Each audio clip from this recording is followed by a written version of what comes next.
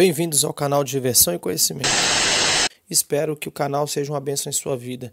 Não se esqueça de se inscrever. E fiquem com Deus. Saia da ignorância.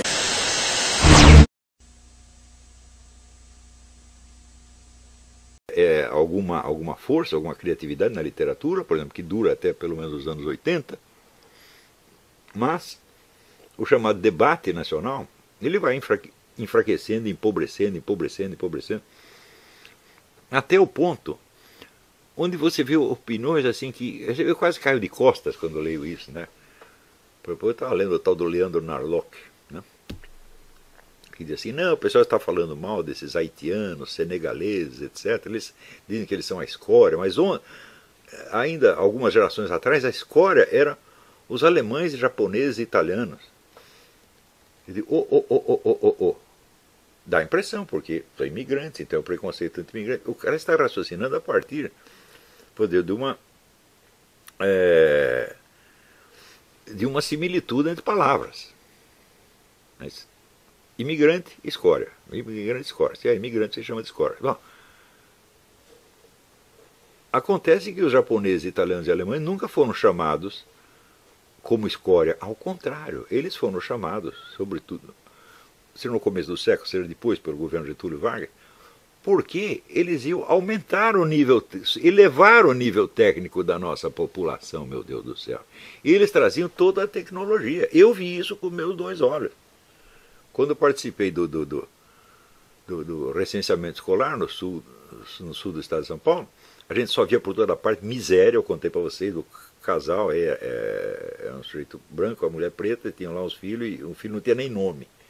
Quer dizer, nem perdido no mato, né? Era o quê? Tatu-bola, minhoca? Não, é um cidadão brasileiro, pô. 8 anos de idade não tinha nome ainda. Quer dizer, era esta miséria, uma miséria humana indescritível. Não era miséria... não era fome. Fome eles não passavam, eles pescavam, até comiam bem, estavam bem saudáveis e tal. Mas era a miséria da total falta de recurso para agir no mundo. Né? E depois de vários dias no mato, vendo aqueles caiçara tudo ferrado, né, tudo de pé no chão, cheio de bicho de pé, né, sem entender nada, perdido no mato mesmo, perdido no espaço. De repente encontramos um castelo de madeira, onde o imigrante japonês abrigava uma família de 40 membros, e onde nos ofereceu um jantar pantagruélico ali. Também tem um outro episódio, foi contado pelo coronel Gustavo Borges. A aeronáutica achava que os pilotos tinham que tomar muito suco de laranja por causa da visão, né? Para melhorar a visão. Então eles tinham lá um terreno, e eles dividiram o terreno em 8 pedaços e venderam para os plantadores. 7 dos plantadores brasileiros logo desistiram. Mas o 8º plantador, que era um japonês, a produção dele supria a dos outros 7, e ainda sobrava para ele vender. Quer dizer, ele entregava para a aeronáutica, o que a aeronáutica tinha combinado com ele, ainda sobrava, ainda ele fazia um comércio paralelo. Só que você ia no terreno dele, estava 24 horas o trator funcionando. Quando não era ele, era a mulher, quando era a mulher, era o filho. Então, você vê, a capacidade de ação técnica, profissional desses imigrantes, italianos, alemães e japoneses, é um negócio prodigioso. E isso veio para ajudar o Brasil. Eles não vieram para traficar tóxico. Eles não vieram para entrar em programa assistencial do governo. Eles vieram para trabalhar e para ensinar os brasileiros a trabalhar. Quanta gente, né, não foi civilizado por alemão, né? Assim, o meu primeiro emprego foi com o alemão, o senhor Karl-Heinz Lochmann. Me ensinou um bocado de coisa, né? Segundo emprego foi com uma família de judeus russos. Também me ensinaram um bocado de coisa. Então, esta gente, russo, judeu, alemão, japonês, veio para civilizar o Brasil. Né? Não veio para ficar se arrastando na rua cheio de cocaína na cabeça, tá certo, para cometer crime e entrar nos projetos assistenciais do governo. Então, o paralelo que o sujeito faz é inteiramente verbal. Enquanto paralelo verbal parece que está certo. Se o sujeito é imigrante, você chama de escória. Então hoje são os haitianos, senegaleses, ontem era o japonês, o italiano. Digo, mas como é possível o nego escrever sobre uma coisa da qual ele ignora tudo? Tudo. É o Narloch, é imigrante também. Né? De onde é Narloch? Né? Esse é alemão, é. Então, olha, você veja aqui, nas obras do Oswald de Andrade tem uma cena, acho que é do Marco Zero, né, que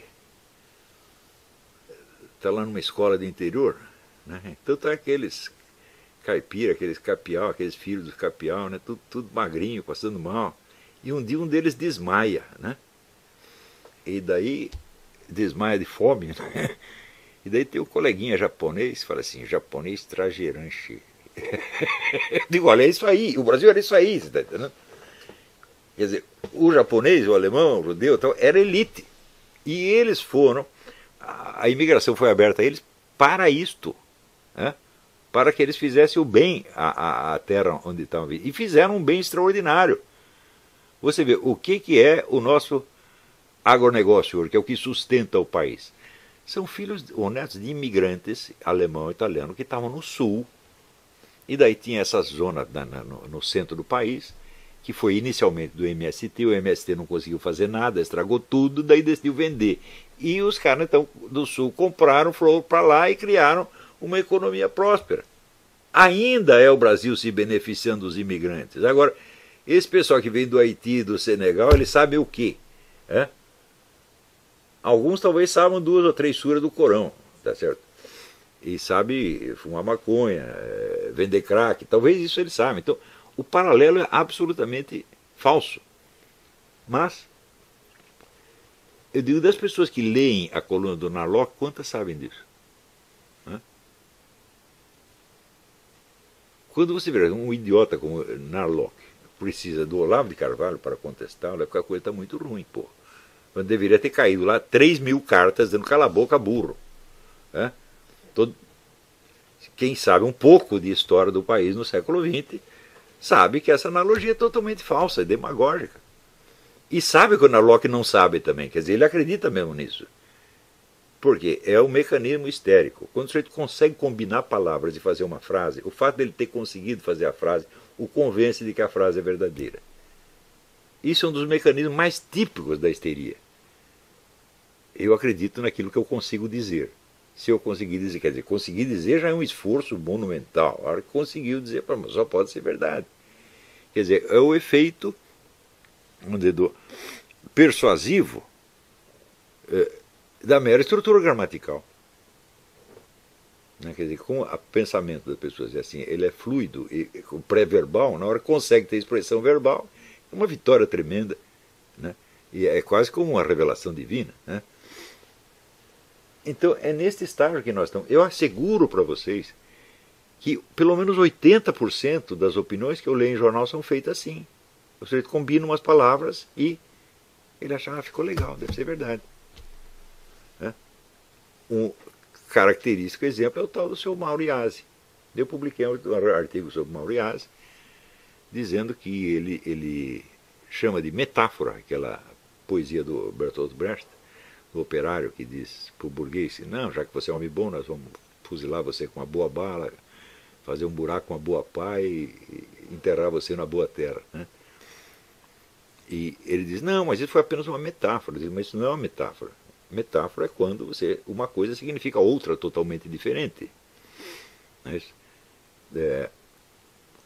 No caso, o proletário e o burguês que estão ali conversando, eles não representam coisas diferentes, eles representam a sua própria classe. O proletário representa o proletariado e o burguês representa a burguesia. E isto não é uma metáfora, isso é uma metonímia, porque é a parte que representa o todo. Você desfazendo a confusão de metáfora e metonímia, fica claríssimo que o sentido da afirmação do Mauro Iazzi é um apelo ao genocídio, não ao homicídio. Ele está se mencionando um homicídio que, ampliando do proletário para o proletariado e do burguês para a burguesia, o homicídio vira o quê? Genocídio. Então ele está pregando o extermínio total da burguesia. Não é possível ter outro sentido. Mas ele mesmo, né, ele se confunde meio espontaneamente, meio de propósito, dizendo que é uma metáfora. Ou seja, ele dá o nome de metáfora dá a impressão de que o pessoal exagerou ao interpretar aquilo como apelo ao genocídio. Na verdade, é uma coisa muito mais inocente. É outra coisa. Mas qual coisa? A coisa é que o proletariado tem que matar a burguesia. Então isso é genocídio, não há outra. Não é possível haver outro sentido. Só que em seguida vem a UFRJ oficialmente dando apoio ao Mauriase. Portanto, não é só ele que não sabe a diferença de metáfora e metonímia, é a UFRJ inteira. Só que a diferença de metáfora e metonímia não é uma questão de pura nomenclatura gramatical. Porque eles podem alegar isso. Ah, mas não tem importância, chamou de metáfora, de metonímia, dá no meio, de elipse, de hipérbole, pode chamar do que quiser. Você tem que entender o sentido que ele disse. Né? Então, pode dar a impressão que é isso, mas o fato é que, desfeita a confusão entre metáfora e metonímia, o sentido do que ele diz se revela ser este e não outro. É impossível que seja outro. Né? E porém mais adiante, o Mauriase publica um artigo onde ele se defende, né? Dizendo, não, eles me interpretaram muito mal, foi apenas uma metáfora.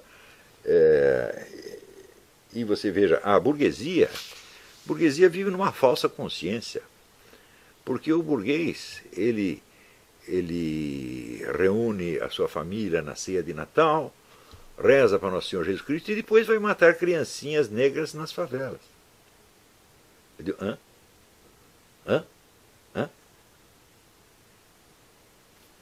Se você disser que ele acusou a burguesia inteira de ser homicida, assassino de criança, ele vai dizer, não, foi uma metáfora. Mas isso não é uma metáfora, isso é uma elipse.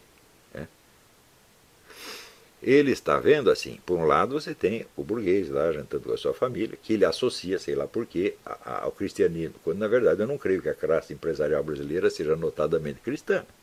Isso, de fato não é.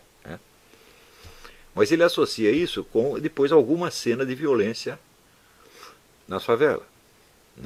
Também eu não sei que esteja aí nem a mesma polícia, nem mesmo a PM sair matando criancinhas nas escolas, nas favelas. Mas vamos supor que matasse uma criancinha. Eu não acredito que um garoto de 16, 17 anos que trafica drogas possa ser chamado de criancinha, mas também aí já é uma hipérbole. Mas qual é a elipse? Qual é a ligação entre o burguês que está jantando com a sua família na noite de Natal e o assassinato de pode ser uma apenas, criancinha negra na favela? Qual é a ligação? A ligação é através da ideologia burguesa. Então ele está supondo que aquele burguês ele transmite a sua ideologia à polícia. Seria o caso de você perguntar, mas quando você viu algum capitalista reunir policiais para ele fazer uma pregação? Nunca acontece, nunca. Mas, supondo que exista essa ligação, está aqui o burguês, a ideologia, em seguida, supõe que a ideologia burguesa manda matar criancinhas nas escolas, segundo a suposição. Então, a polícia é o braço armado da burguesia que está lá para defender o privilégio de classe. Eu digo, mas como a polícia pode fazer isto se a maior parte dos crimes são praticados por pobres contra pobres? Qualquer estatística lhe mostrará isto. Se você perguntar assim, quantos capitalistas foram mortos por bandidos nos últimos 10 anos? É um número ínfimo. Agora, se você perguntar quantos pés rapados na favela foram mortos por outros pés rapados, é 99%. Então, a ligação entre o burguês na sua ceia de Natal e a morte da criancinha negra na favela se dá através de uma série de suposições pseudo-sociológicas que, através da ideologia burguesa, transforma a polícia em agente da burguesia e a polícia, portanto, mata criancinhas negras para proteger o burguês. Até hoje não entendi que risco as criancinhas negras podem oferecer para a burguesia. Mas essa figura chama-se elipse. E esse é o tipo da elipse enganosa que é o instrumento. Eu já demonstrei isso no caso da Marilena Chaui, no caso do Frei Beto e em vários outros casos. Leonardo Boff. Este é o procedimento estilístico característico e típico desta intelectualidade ativista de esquerda. Quer dizer, o sujeito salta sobre etapas de raciocínio, dando a impressão de que existe uma ligação direta entre coisas cuja única ligação é uma sequência de suposições absolutamente insustentável. Mas que para eles aquilo tem uma visualidade. Eu acredito que o Mauro Iasi, ele realmente vê o burguês saindo da ceia de Natal para matar a criancinha na escola, na favela. Quer dizer, mas... Gente, o que é isso? Isso já realmente é um retardamento mental. Só que é um retardamento mental conveniente. Porque esse tipo de imbecilidade é um efeito histérico. Isso é importante. Que é da autopersuasão puramente verbal. Ora, o efeito histérico, como demonstrou o Dr. Lobachevsky, ele se espalha pela população, e sobretudo pelos círculos mais próximos do comando psicopático. Você põe 10 psicopatas no governo, e esses psicopatas começam a exercer sobre o cérebro alheio aquela típica ação repleta de uma agressividade mental inconcebível para as pessoas normais, impondo cinicamente mentiras que as pessoas sabem que elas são mentiras, mas acabam repetindo e depois se persuadindo disso, pronto, está aí espalhado o efeito histérico. E você então cria círculos cada vez maiores de fingidores histéricos, que dizem uma coisa que elas sabem que é mentira, mas na hora se persuadem da mentira. Pode falar. Quando eu estava na faculdade de Ciências Sociais... Fala mais alto, fala mais alto. alto. Quando eu estava na faculdade de Ciências Sociais, 30 anos atrás, o que dizia era o seguinte: o Karl Marx afirmava que a ideologia dominante é a ideologia da classe dominante. Então, as classes, entre aspas, dominadas, elas assimilavam a ideologia da classe dominante. Então, no caso, aquele policial era como se fosse... Ele Isso. pensava como Esta é a suposição. E ela tem uma, esse é o elo. Uma falácia, mas ela tem, para quem não está preparado, parece lógica.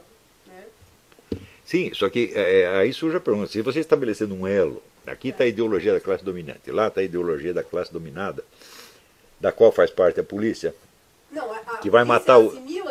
A polícia assimila, né? Então a pergunta é o seguinte: como essa ideologia se espalha? Em primeiro lugar, como ela se formula? Nas notícias de jornal, nas propagandas de... Não, isso já é a expressão dela. Então você faz o seguinte: para ter uma ideologia, e para essa ideologia poder atuar sobre a classe, sobre as outras classes, é necessário que a classe interessada se reúna e formule a sua ideologia. Não é isso? Então, esta ideologia deveria estar formulada em livros. Agora, se você vê o seguinte: quantos livros no Brasil foram publicados nos últimos 60 anos formulando uma ideologia capitalista, e compara com os que formulam a ideologia socialista? O capitalista perde longe. Só começou a publicar livros o Brasil só começou a publicar livros pró-capitalistas depois de fundado o Instituto Liberal pelo Donald Stewart. Então, assim, é um número ínfimo. Isso quer dizer que a maior parte dos capitalistas desconhece a ideologia, aquilo que se diz que é a ideologia da sua classe. Eles não têm a menor ideia. E se você vender uma ideologia socialista para eles, eles compram porque eles não ligam para ideologias. Não ligar para ideologias é uma das características típicas do empresariado brasileiro. Então, segundo, como essa ideologia se transmite aos agentes que vão reproduzi-la? Quando você viu um capitalista reunir jornalistas para dizer: olha, o que vocês têm que escrever é de acordo com esta ideologia, assim, assim, assim, assim, assim. Isto nunca aconteceu. E por nunca ter acontecido é que 99% da classe jornalística é gente de esquerda. Isto quer, se você perguntar assim, quantas vezes, por exemplo, baixou na redação o Otávio Frias Oliveira, Otávio Frias pai, para dizer para eles: vocês têm que fazer propaganda do capitalismo. Nunca ele fez isso. E ninguém fez. Então isso quer dizer que a ideologia burguesa, aparentemente, ela se expande por vias telepáticas. porque ninguém a defende, ninguém a ensina, tá certo?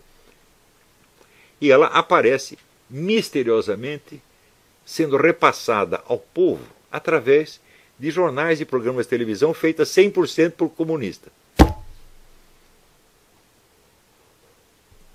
Quer dizer, em que mundo esse pessoal está? É um mundo do fingimento histérico, evidentemente. Né? Você veja, chega ao ponto absurdo que o pessoal lê o Pierre Bourdieu e diz: as universidades são a máquina de reprodução da ideologia capitalista. Mas são eles mesmos, os comunistas, que dominam a universidade. Então, que é isso? Vocês estão ensinando ideologia capitalista para os meninos, em vez de ensinar o que o partido mandou? Esse é materialmente impossível. Mais ainda, eu vi isso já faz tempo, uns 10 anos, uma pesquisa da Fundação Getúlio Vargas que dizia que dos nossos universitários apenas 2% pretendiam ser empresários. Os outros todos queriam emprego. Eu disse: mas que raio de classe dominante é essa? Que não tem patrão, só tem empregado. É? Então, você veja que o que está sendo repetido há décadas é um discurso histérico. É um discurso de fingimento histérico. O que permite que essas pessoas, todas envolvidas nisso, como Mauro Iazzi, o próprio Lula, então, acreditem em coisas que são obviamente falsas, mas nas quais eles precisam acreditar. Então, eles são o exemplo máximo de falsa consciência. O burguês mais iludido do Brasil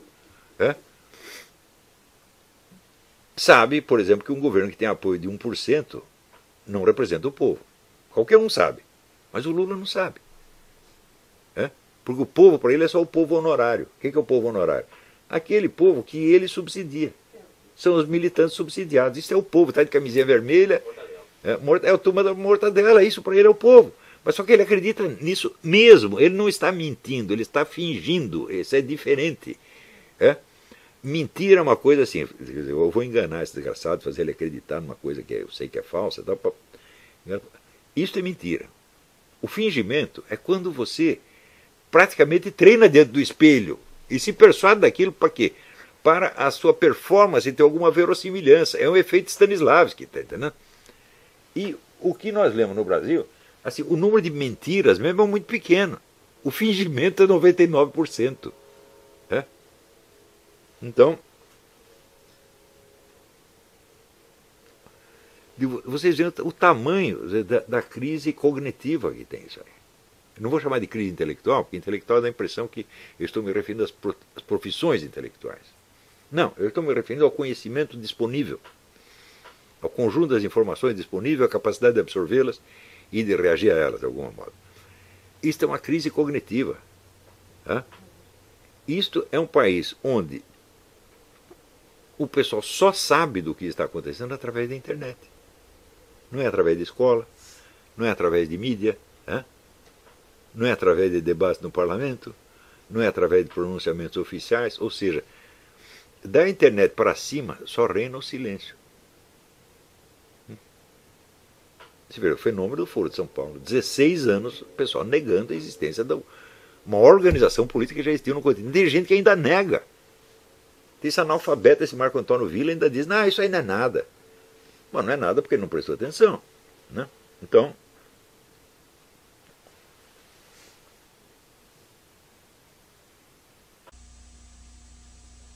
espero que o canal seja uma bênção em sua vida.